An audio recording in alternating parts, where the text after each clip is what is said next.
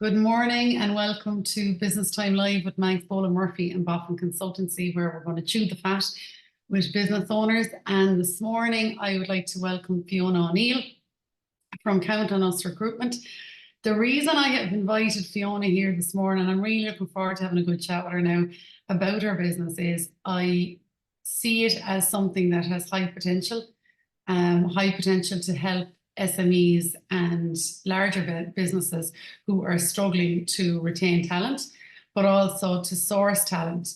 And I guess with the whole circular economy and universal design initiatives happening now, it's not just about universal design for physical products, it is also universal design around our own services and our roles and processes in businesses.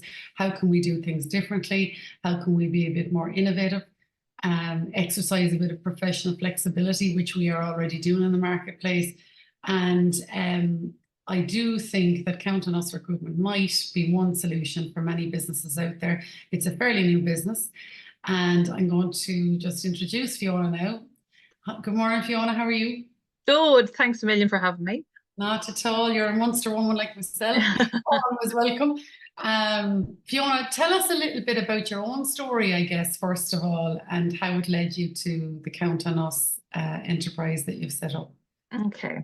So I was just like everyone else, had a corporate job, I was going to say 9 to 5er, but it was more than 9 to 7er. But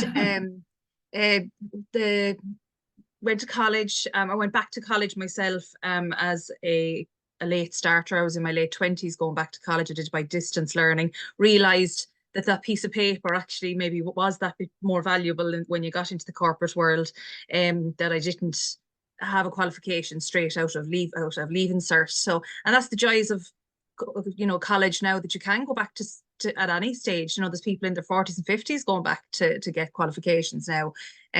So with my degree then in the corporate world, I worked in a call center, and in the call center then worked my way up the ladder into part of their operations team. So I would help forecast headcount, and I was the one who a lot of departments didn't like, because when they'd come to say, we need to take 30 people off the phone to do training, I'd say, no, you can't take 30 people off the phone to training. We don't have the bodies to be taking people off phones. So I'd say no to a lot of projects. So I can give you 5, I can't give you 30. But so I was working my way up in the corporate world. And in my own private life then, my son was sick, and he had a number of health issues. And as I was often saying, is that the more, as he got sick, I had more hospital appointments than I had days holidays off work. Yeah. So I used to keep my holidays for appointments that he would have. And like I said, there's only, so far 23 or 24 days holidays will go. And I asked work, could I job share, or could I go part-time? And again, like many businesses, there was a list of people before me that wanted to go part-time and wanted to job share, because maybe when they started in the company, they didn't have children, and life has changed, and they have family circumstances now. So I couldn't be pushed to the top of the list when everyone else was looking for part-time as well. So work couldn't accommodate me on that, and that was understandable. So I had to make that decision of, well, do I stay full-time and try and spin 10 plates at once, or do I give up work and focus on my son's health and his appointments? And that's what I did. So I had to give up full-time employment. And I often say it could happen to anyone. No one knows when sickness is going to come into their life at home, and they have to make life choices about employment. So I suppose that's where my journey of Count On Us Recruitment started, because that's what we do, is me becoming a family carer. Even though my son had he's about 5 different consultants, so we travel around the country for different things. So even though he has a lot of medical treatment that's needed, I still had time in my day that I could work part-time. Because giving up work wasn't just the financial side of things. Like I said, I was giving up a pay slip. But like I said, I had climbed the corporate ladder. I had skills to give. I have a mouth on me. You can hear me talk. I'm a talker. So I was missing all that side of things as well. Do you know what I mean? That I wasn't just this person. That interaction. Oh, absolutely. So that's what sometimes people give out about having a job, but it is that we don't realize it's that social element and the psychological element of having that connection with society, course. you know, or even just having the reason just to get up and have a shower and get out of the house. You know, the mental health side of having a job, even though people give out about it sometimes. But so when I started trying to find my own part-time job around being a family carer, realized how hard it was to find something that would accommodate the hours that I was allowed to work. So for people who don't know, when you're a family carer in Ireland, a carer's allowance is a payment that we receive from the government. Now it's just above €200 a week. It's not €1,000,000 or anything, you know, but there's a stipulation with it that the maximum that you're allowed to work in the week is 18 and a half hours. So, and you go over that by 15 minutes and the government sweeps in and takes everything out from under you. So 18 and a half hours is the maximum. So I was trying to find something that would fit that. It could be 15 or 16 hours. It didn't have to be the 18 and a half exactly. But when I found it so hard to find something that would match that, that's when I realized, well, God, if I'm finding it this hard to find something, there's hundreds of thousands of family carers out there that are qualified, skilled professionals like me looking for part-time work. Well, if I'm finding it this hard, you can be sure they're finding it hard as well. And that's where the seed was planted about Count On Us Recruitment, that well, here's a workforce of qualified professional people who want to work, finding it hard to work, and employers then who are finding it hard to find people. So that's where the ball started to roll to start bringing these two groups of people together. It's a funny thing, Fiona, actually, because I work with businesses every single day of the week and in different ways. But one of the things that always comes up is, you know, the good people that you need to run a business. It's massively important. You can't do it on your own. But funnily enough, and I know we had this conversation last week, you and I, the numbers are unbelievable. Like if you've got 18 and a half hours available to you, and as you rightly said, it doesn't have to be the full 18 and a half hours. But I'm always thinking with, I suppose, operational, as well as I'm a big supporter of, you know, working for the greater good, as in, it's, as you rightly said there, it's not all about the financial. Financial, absolutely, it is important because you have to pay the bills. However, you know, there's that social element, that mental health piece, and kind of keeping the wheels of your head and your brain working as well. But one of the things that we did last week, you and I, we were calculating hours, and it's unbelievable. There's over 3 million hours of work available. If you were to calculate based on approximates and based on the fact that, you know, there's been between 400 and 500 carers in Ireland, 400 and 500,000, pardon me, carers in Ireland, to get a certain proportion working, I think we did it based on a third of those people working for 18 and a half hours a week, is 3 million hours, over 3 million hours of work that can be sourced. That's not being used, completely wasted in the economy. And that's not being used. And, you know, we talk about waste and we talk about, and I referenced the circular economy at the start of and that's something that is massive now and is going to become more of a focus for businesses who want to progress forward in the change in marketplace. But there's there's reuse, recycle, but there's also review as well. Review how you're working. So those hours are there for the taking. And it was funny when I found out about your service. These are all, you know, qualified and experienced individuals who had a professional life and a working life before they went into the care role. Through no fault of their own. It's, you know, life throws you curveballs at times, and I've been privy to that myself. So, you know, you don't know what will happen and what's around the corner. But to me, that's a massive, massive opportunity for businesses to consider it, at least, as an option. Yeah, absolutely. Who else do you work with, Fiona? Like, when you just explain a little bit to me about how it actually works. If a business was to come to you, or a registered charity either, who supports the caregivers. So there's a few elements, isn't there, in the business, really?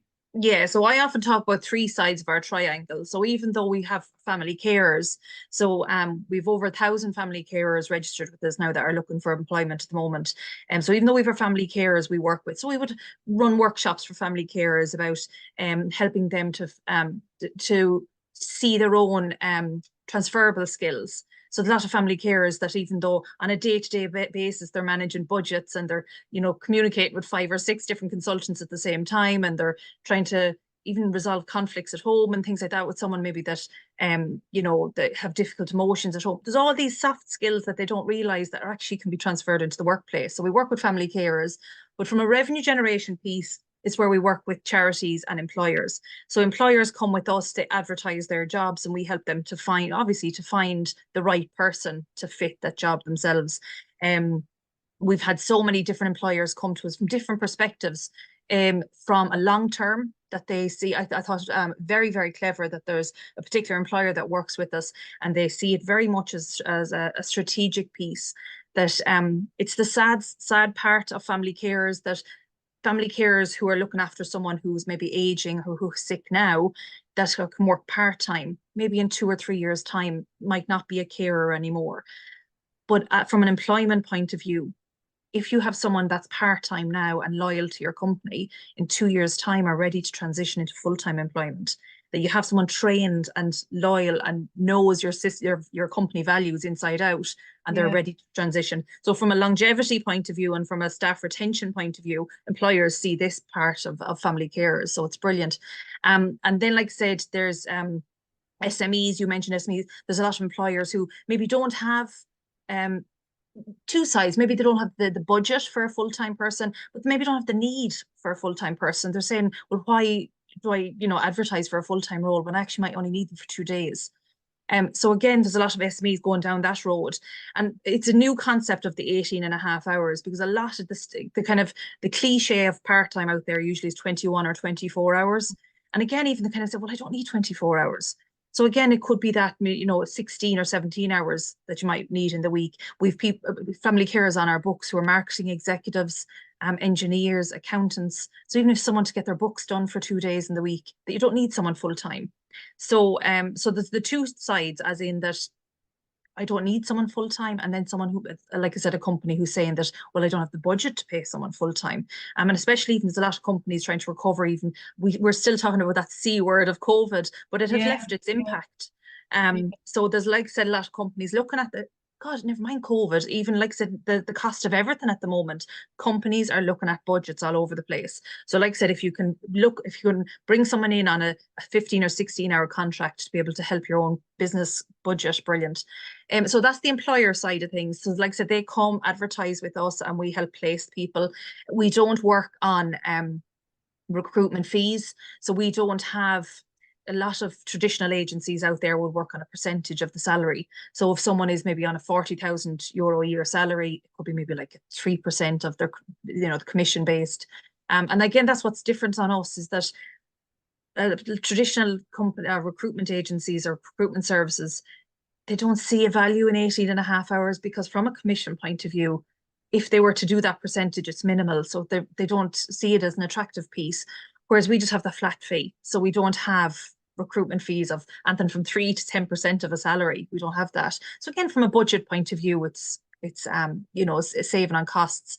And you mentioned then the charities, which is our third side of the triangle. So there's charities around Ireland. There's about 120 different charities in Ireland that would all have their different cohorts of different family carers. So there could be family carers maybe with people with Down syndrome in their lives, with dementia, with spina bifida, all different cohorts. And those charities help those particular family carers that are registered with them. So they would come to me and say, okay, well, we have an aim that we want to help 15 of our family carers to get back to work this year. So I would work with them on workshops, putting together workshops again about that.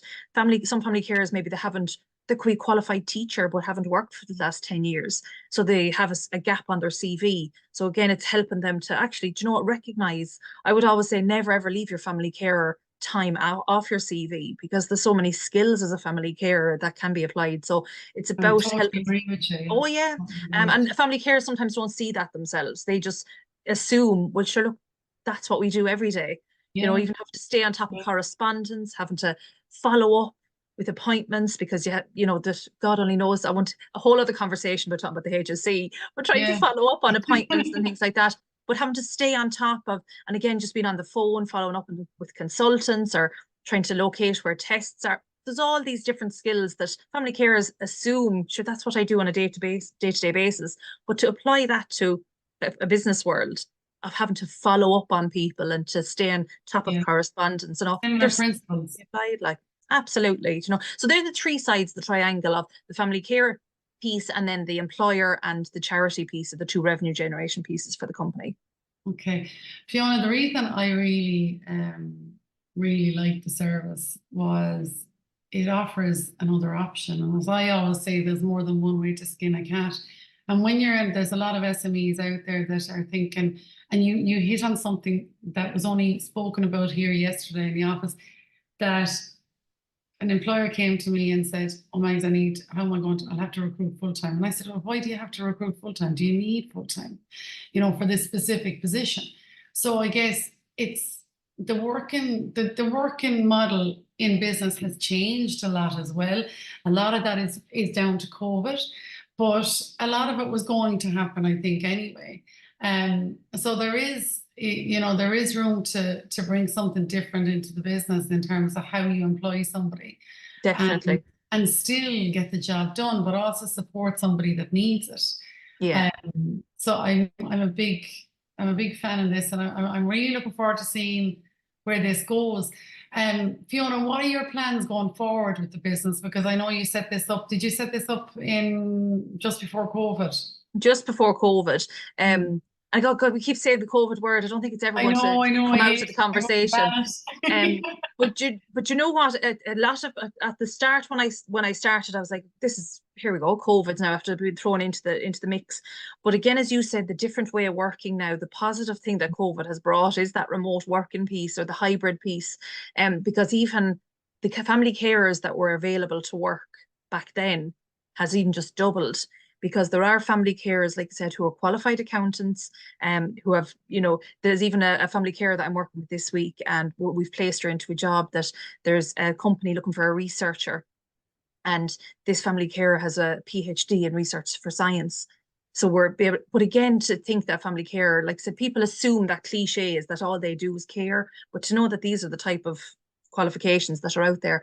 But there's a lot of family carers that for whatever reason at home that they have to stay full-time at home. It could be a parent with dementia that needs full-time care, but at night time they have those few hours to give, or early in the morning they have the few hours to give. So remote working has opened up a whole new door even to access to a workforce that wasn't available maybe 3 or 4 years ago, because remote working wasn't even, it would have been laughed at if you tried to suggest it. Yeah. So again, access to that workforce, whether it be office-based or whether it be remotely. It's the two sides to it. So like I said, at the time when people started mentioning COVID and I had just started the business, I was like, oh, here we go. But it was a positive, as in it opened up the door to a lot of family carers who thought that they were going to be excluded from the economy completely. And Fiona, you deal with carers nationwide. Yeah, all across the Republic we are. And again, when you talk about, you asked me growth for the business, like it is something long term. Like this is a solution globally. Yeah. You know, whether it be across Europe, whether across the UK, because labour shortages and skill shortages is not just an Irish problem. Like I said, it's a European problem. It's globally, and even the media often talk about, oh, we're at full employment, and they talk about even in Ireland that this famous, 3.5-4% unemployment rate, which is, the numbers don't lie, but it is a statistic that's pulled from the live register, which are people on job seekers allowance. So companies are hearing this in the news all the time, thinking, but sure, look, there's no one else left to employ. Everyone's after being used up because we're at 4% unemployment. It's the lowest unemployment Ireland has ever had. But like I said, there's these hundreds of thousands of people that are not in that statistic. And that's hours to give. Oh, absolutely. But like I said, it doesn't stop at Irish borders. Do you know what I No, mean? This is a solution that can happen across the nation, you know. yeah, and I like anything that is solution focused, and I think Yeah. this really brings a valuable solution to the table for a lot of businesses to consider and have a conversation with you about. If anyone wants to reach out to you and speak to you about this a little bit further, any business owner, how do they contact you, Fiona? Brilliant. So we're across all the social media things, so Facebook and Instagram and things like that. People, I'd say I annoy people with the amount of social media that goes out, but that's the joys of having the business world. And to email me, so it's hello@countonusrecruitment.ie. So I'd be delighted if anyone wants to get in contact with me. And even like I said, the ream of people that have gotten in contact, because when employers start to see, when a few employers start to use this as a solution, other employers then say, hold on a second, well, if that's working for them, 15 hours would work for us as well. Or it could be 2 15-hour contracts to fill a role. If there's a lot of companies finding it hard, I see jobs being re-advertised because they're finding it hard to fill them. So again, like I said, whether it be 15 hours, whether it be 18 and a half, whether it be 2 18-and-a-half-hour contracts, filling a full-time role that you're hard to fill, there's so many different options that it's versatile. But like I said, open to having that conversation with anyone. So definitely get in contact with us. So it's countonusrecruitment.ie. Fiona, brilliant. I love this business. I think it's so simple in its proposition, but it could absolutely be invaluable for some businesses out there that are either at a growth stage where they can't afford to employ or justify either employing a full-time person, but also for bigger entities who have roles to fill and maybe a bit of creative thinking and innovative solution, growth mindset as opposed to anything else. This might actually help them.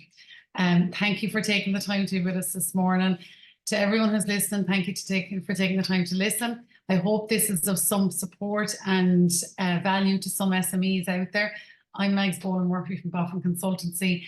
Enjoy your weekend or your week whenever you're listening to this, and we look forward to supporting you all as we go forward. Many thanks.